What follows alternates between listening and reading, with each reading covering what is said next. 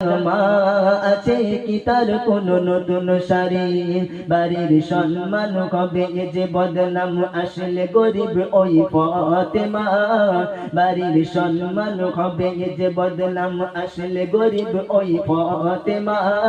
শোনো ও বেটি তোমার প্রস্তাব মেনে নিতে আমি পারবো না, মেনে নিতে আমি পারবো না।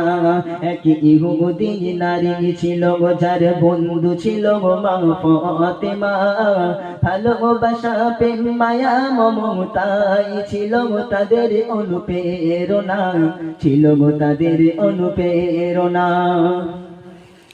অনেকে বলার পর পিতাকে রাজি, অনেকে বলার পর পিতাকে রাজি করে নিল ইহুদি মেয়ে, অনেকে বলার পর পিতাকে রাজি করে নিল ইহুদি মেয়ে। আর পিতা বলে বেশ তবে যেন সে আসে দামি পোশাক গায়ে দিয়ে, অনেকে বলা গায়ে দিয়ে গরিব বলে আজকে ফাতেমা হয় কত ওই লাঞ্ছনা। সকল নারীদের হবে যে সরদার, তাকে তো তোমরা ছিলে না, তাকে তো তোমরা ছিলে না।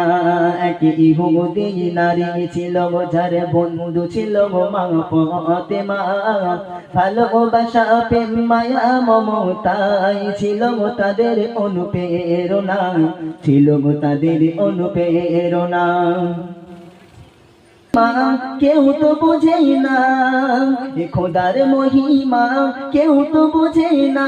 জিবরিল এলো মোর নবীর কাছে জান্নাত হতে কিছু সামান নিয়ে, আজ দিন মোর নবীর হাতে বলছে শোনো ও বেটি ফত কবুল করো। এই ইহুদি নারী ছিল যার বন্ধু ছিল মা ফাতেমা, ভালোবাসা প্রেম মায়া এরোনা।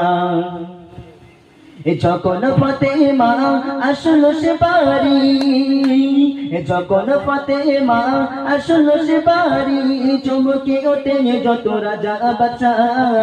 কি অপরূপ পোশাক ফাতেমার হারিয়ে গেল মুখ, চমকে ওঠে যত রাজা বাচ্চা।